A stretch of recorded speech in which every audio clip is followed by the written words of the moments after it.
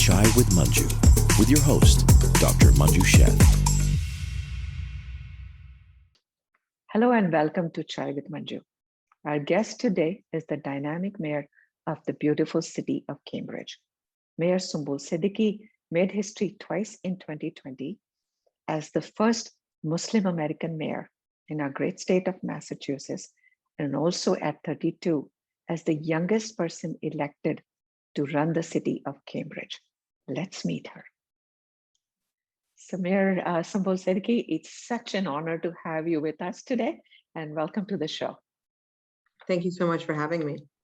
Mayor Siddiqui, very soon after you were elected last year, you were thrown in this unprecedented, uncharted waters of the pandemic.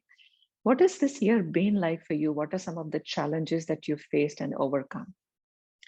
Yeah, it's been quite a unexpected term. I got inaugurated as mayor in January 2020, and then the pandemic hit in March 2020. So it's been nonstop pandemic mode. Learned so much from this time because there's been just so many challenges that were unexpected. But at the forefront, really, in the beginning days, was to keep our residents safe and healthy.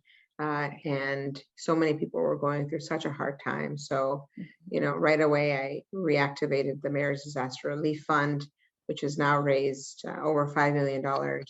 And that fund has been, given to individuals, small businesses, various organizations, along with a lot of the other programs and policies that the city had in place to help those who were affected by COVID-19. So anything we did, whether it was our 7-day-a-week testing, to now our vaccination effort, really keeping our residents at the forefront.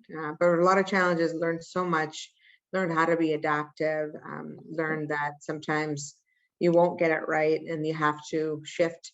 And that especially happened as we reopened our schools. As mayor, I'm the chair of the school committee. And so really that's been a huge challenge, not only here, but across the country. So a lot of challenges to overcome, but did it with a great team and a lot of city partners. Right. Some of the causes that you've been very passionate about are the ones that you have been personally able to relate to, like housing, affordable housing, racial issues, immigration. You were only 2 when your parents moved to Cambridge from Karachi, Pakistan. You've lived in affordable housing yourself.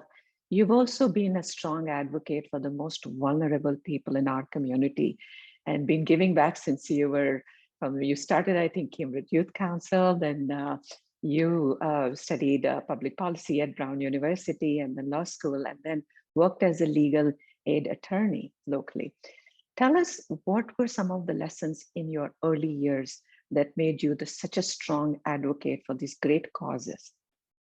Sure. Yeah, I think my family and why we came here has played a big part of my journey. I think my parents wanted to come here because they wanted a better life for us. And when they came here, they had difficulty in, their careers translating over here. That's what happens to so many. And we were fortunate to benefit from so many different public policies. So example being affordable housing. And so I really felt that I benefited from so many resources, and early on, saw my parents, just hard work ethic that continues to this day. And that really impacted me. And I felt like I wanted to be a person that could help others. And so that journey was really organic in that I, at an early age, my parents would say, okay, well, we weren't professionals, so we really want you to be professionals. So, what about being a doctor? What about being this or that? And I just always said to them, well, yeah, I really want to help people. And I didn't know what that was going to look like because it can take so many forms, as you know. But I really felt like, for me, learning about the different public policies and then merging that with helping people in constituent services, I felt like elected office was one way to get at that. And so that's a little bit about my journey, but it's been really goes back to my mom and dad who've worked so hard for my twin brother and I. Now I have to ask you, what was the reaction when you were elected mayor of this wonderful city of Cambridge. Yeah, it was really, in Cambridge, it's really unique in that your colleagues on council elect you as mayor. So it was one of those things you really don't know until the day when you get chosen live in front of everyone. Okay. You'll be mayor. And so I'd given them a heads up of saying, I'm likely going to be mayor because I think, I have the support of my colleagues and, XYZ. And they were like, okay, well, let's see. And, it happened that day, and, they're very happy. And it was a great, memorable day. And you're quite a close-knit family, right? I've seen beautiful pictures with your mom on Mother's Day and all, right? Yeah, it's my mom, my dad, and my twin brother. He flew from Texas for the inauguration, which was nice. Okay.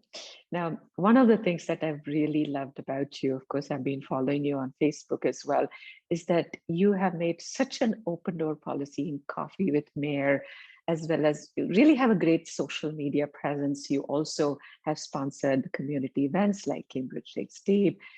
You also have done the great community events like Iftar, the month of Ramadan. You celebrated Eid for the first time as mayor. You welcome all communities, which is really heartwarming for all of us. Now tell us that how this accessibility has helped you in the job that you do. I think for me, connecting with people is the best part of the job. I always say you can't be what you can't see as well. And so for so many, they feel so comfortable that I am where I am, so they can give me a call. They feel comfortable telling me about what's going on. So it is really important to be there for, our community. And, I think I've just learned about the power of having, just someone who isn't normally in these, halls and the walls, right? In government. And I see the little girls who come visit me, who started to come and visit because of COVID. Finally, I'm getting visitors, and or at the events I'm at, they're like, "You're the mayor." There's always this kind of, a little bit of a shock that I'm a woman, I'm a young woman of color, and so I think the experiences that I've had, especially as city councilor, now mayor, have really been a highlight to connect with people, to have these sorts of events that bring people together. And so it's definitely, I think, one of the challenges of the pandemic was not having a lot of this opportunity. But I hope that in the next few months, we'll get to at least do a little bit more of that gathering. I have to ask you, who are your role models? Because you've become such a role model, especially for women of color. So who are your role models?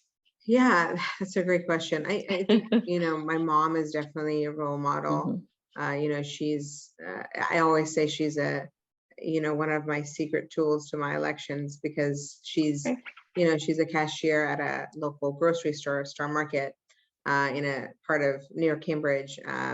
And a lot of the, it's technically in Somerville, but a lot of Cambridge residents go to that, Star Market. And so, I remember my first election, I was door knocking, and they're like, "Oh, you're Nazreen's daughter." They're like, "Of course I'm voting for you." We've known your mom for like 19 years, 20 years.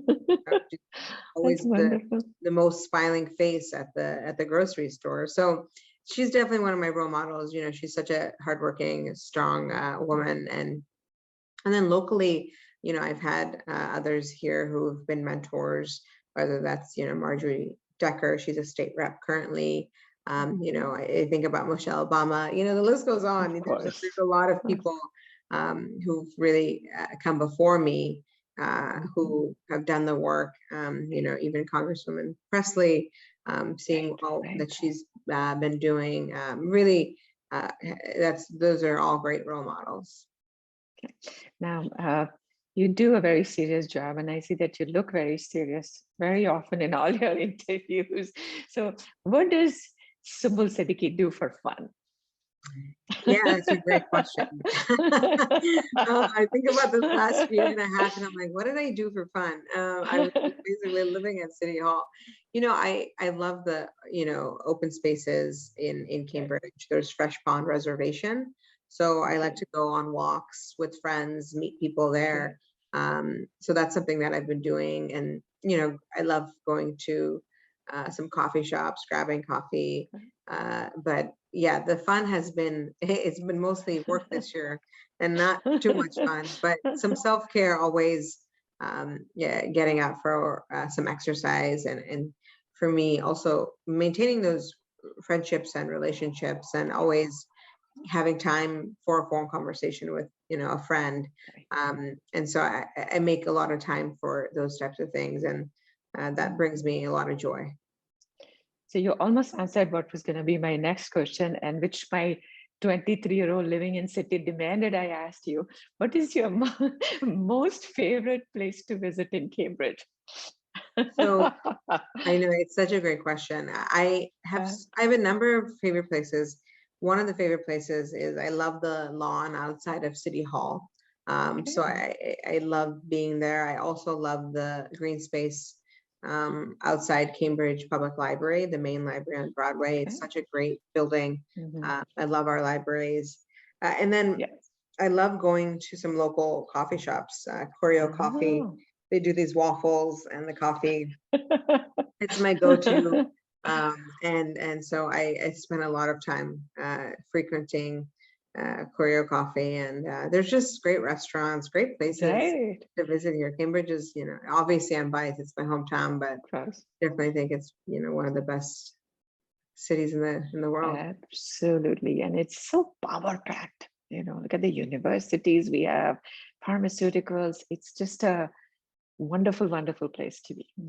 You're always so calm and level-headed, and I think that's what your colleagues call you as well, that you're a very level-headed person. Grace under fire. What is your secret for staying so calm? Yeah, I know. It's just funny. I'm like, how do I stay so calm? I think I've done theater a bunch. I did a lot of theater in high school, and so it's a little bit of, this is somewhat, you have to be your authentic self, but it's also a performance, right? Everyone is watching you. So for me, I could easily lose my temper on certain things, or start crying, or start swearing, or doing something. But I have to always tell myself, you have to really be calm, and you're putting on a show essentially. And but you have to be authentic too. So I'd like to combine all parts of that, and make sure that I'm honest and transparent. And if I am going to, if there's just so much going on and I need some space, I'll just say, I need some time, and, come back to me in, a day, or I'll call you back in a day. But always keeping those lines of communication open is so critical. That's wonderful. And where do you want to see yourself in 10 years? What is your dream job? What's your dream job? Well, I'm pretty sure that I have the dream job right now. I think being mayor of my hometown. True. So hopefully maybe I'll get another opportunity to be mayor when it's not pandemic, because all I've known is the pandemic. So usually as mayor, you're having so many events, you're being in the community, you're doing a lot of fun things. And I got to be mayor in a different, really very real way, which was fantastic. But I think what I missed was seeing people and really having that fun and that part. So hopefully in the next 10 years, I'll get that opportunity again, and be able to enjoy that a little bit more.